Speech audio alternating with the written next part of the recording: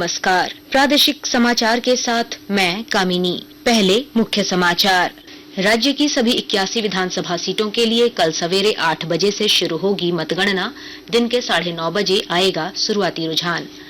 सभी 24 जिलों में शांतिपूर्ण मतगणना के लिए सुरक्षा के किए गए व्यापक इंतजाम। मतगणना केंद्र में इलेक्ट्रॉनिक डिवाइस ले जाने की नहीं होगी अनुमति।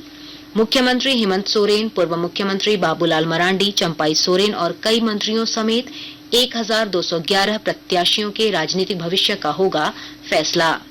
एनडीए और इंडिया गठबंधन दोनों ने 50 से अधिक सीटें जीतने का किया दावा।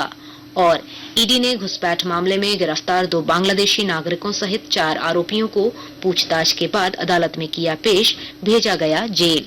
और अब समाचार विस्तार से। राज्य की सभी 81 विधानसभा सीटों के लिए कल होने वाली मतगणना की तैयारियां पूरी कर ली गई है। वोटों की गिनती सवेरे 8 बजे से शुरू होगी। राज्य के मुख्य निर्वाचन पदाधिकारी के रवि कुमार ने बताया कि पहले पोस्टल बैलेट की गिनती होगी और उसके बाद 8:30 बजे से ईवीएम के मतों की गिनती की जाएगी। उन्होंने बताया कि सवेरे 9:30 बजे से रुझान आने शुरू हो जाएंगे। आपका 9:50, 9:30 से फर्स्ट राउंड का डेटा आना शुरू होगी। उसके बाद एवरी 30 मिनट 20 मिनट्स में आपका रिजल्ट निकालना शुरू होगा। उसी के लिए पूरा तरफ से तैयारी हो चुका है। हम लोग उम्मीद है शाम को 4 से 5 बजे के आसपास में हम लोग एक अपने अपने काउंटिंग कंप्लीट करेंगे। इसमें राउंड अपने अपने जगह का अलग अलग है, कारण उनका number of table, counting hall में कितना टेबल है, उनका कितना पार्लियामेंट पोलिंग स्टेशन है, उसी हिसाब से उनका टाइम फिक्स है, उसी हिसाब से होगी। मुख्य निर्वाचन पदाधिकारी के रवि कुमार ने सभी जिला निर्वाचन पदाधिकारियों को चुनाव आयोग द्वारा जारी एसओपी का कड़ाई से पालन सुनिश्चित कराने का निर्देश दिया है। उन्होंने बताया कि मतगणना केंद्र में किसी भी तरह के इलेक्ट्रॉनिक डिवाइस को ले जाने की इजाजत नहीं होगी। काउंटिंग सेंटर में किसका मोबाइल अलाउड है वही लेके जा सकते हैं। वो बेसिकली डीओ ले जा सकते हैं।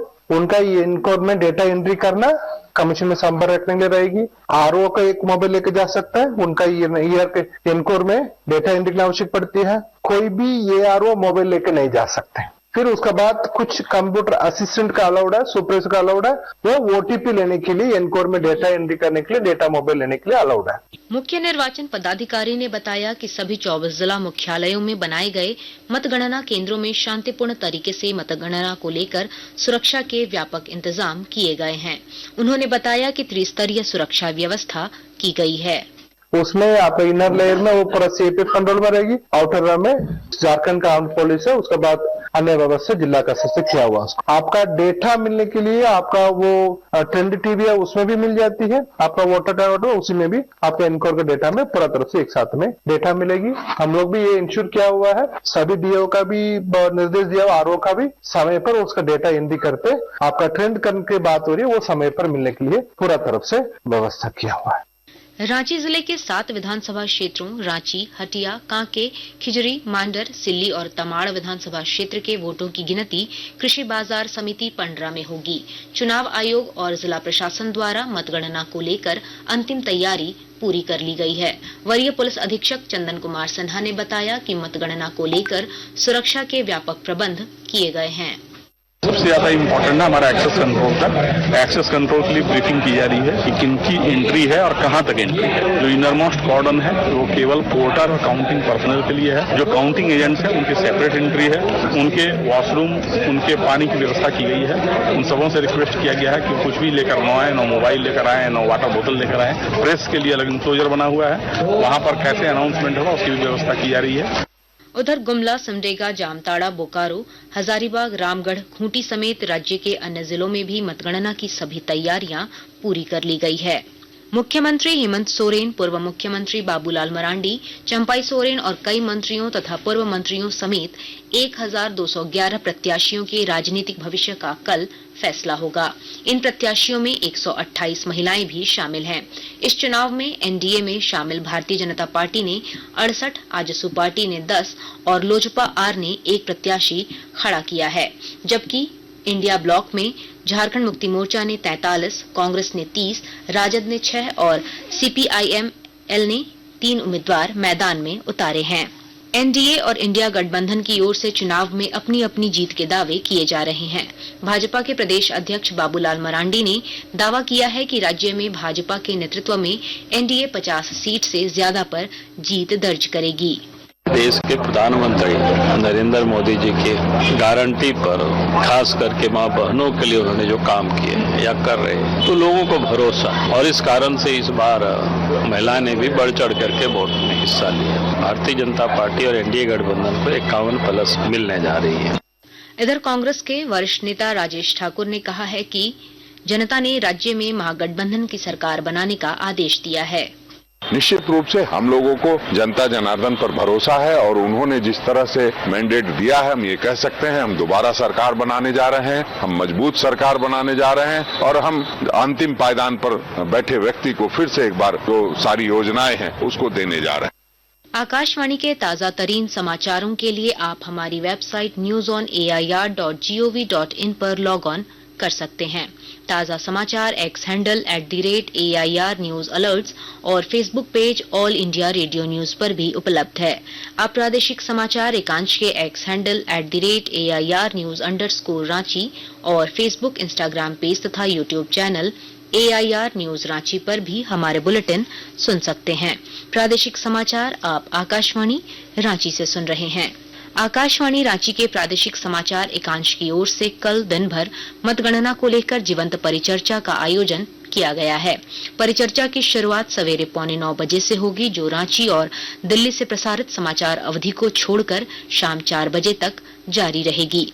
कल रांची से प्रसारित होने वाले 10 मिनट के प्रादेशिक समाचारों की अवधि 15 मिनट और 5 मिनट के समाचार की अवधि बढ़ाकर 10 मिनट कर दी गई है। इसके अलावा विशेष चुनाव बुलेटिन की अवधि भी 2 मिनट से बढ़ाकर 5 मिनट कर दी गई है। रात 8 से 8:30 बजे तक मतगणना पर विशेष जीवंत परिचर्चा भी प्रसारित की जाएगी। देवघर से बिहार के भागलपुर तक नई 4 लेन के निर्माण की पहल तेज कर दी गई है। और जानकारी के साथ हमारे संवाददाता। संथाल की धरती के विकास के लिए फिर से एक बार नया कार्यक्रम शुरू किया जा रहा है। भारतीय राष्ट्रीय राजमार्ग प्राधिकार ने बिहार के रास्ते देवघर को जोड़ते हुए अन्य शहरों से जोड़ते हुए NHI की सड़क की निर्माण हो रही है। 4 लेन का सड़क का निर्माण 1064 करोड़ की लागत से किया जा रहा है। इसको लेकर ग्रामीणों से जमीन अधिग्रहण को लेकर आवेदन मांगे गए हैं। विधानसभा चुनाव की आचार संहिता समाप्त होते ही इस प्रक्रिया में तेजी लाई जाएगी। आशीष कुमार अंबस्ट, आकाशवाणी समाचार, देवघर।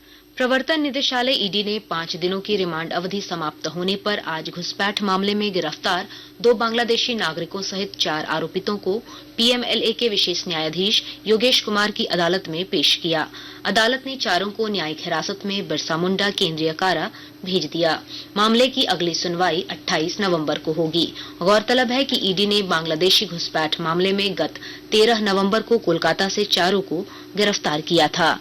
केंद्रीय माध्यमिक शिक्षा बोर्ड CBSE ने सिंगल गर्ल चाइल्ड स्कॉलरशिप योजना के लिए ऑनलाइन आवेदन आमंत्रित किए हैं। जिन छात्राओं ने वर्ष 2024 में CBSE बोर्ड से कक्षा 10 उत्तीर्ण की है, वे इस योजना का लाभ उठा सकेंगी। ऑनलाइन आवेदन जमा करने की अंतिम तिथि 23 दिसंबर है। विवरण, पात्रता शर्तें और ऑनलाइन आवेदन पत्र CBSE की वेबसाइट पर उपलब्ध है। अंत में मुख्य समाचार एक बार फिर। राज्य की सभी 81 विधानसभा सीटों के लिए कल सवेरे 8 बजे से शुरू होगी मतगणना। दिन के 9:30 बजे आएगा शुरुआती रुझान। सभी 24 जिलों में शांतिपूर्ण मतगणना के लिए सुरक्षा के किए गए व्यापक इंतजाम। मतगणना केंद्र में इलेक्ट्रॉनिक डिवाइस ले जाने की नहीं होगी अनुमति। मुख्यमंत्री हेमंत सोरेन, पूर्व मुख्यमंत्री बाबूलाल मरांडी, चंपाई सोरेन और कई मंत्रियों समेत 1211 प्रत्याशियों के राजनीतिक भविष्य का होगा फैसला। एनडीए और इंडिया गठबंधन दोनों ने 50 से अधिक सीटें जीतने का किया दावा। और ईडी ने घुसपैठ मामले में गिरफ्तार 2 बांग्लादेशी नागरिकों सहित 4 आरोपियों को पूछताछ के बाद अदालत में किया पेश, भेजा गया जेल। इसके साथ ही आकाशवाणी रांची से प्रादेशिक समाचार का ये बुलेटिन समाप्त हुआ। नमस्कार।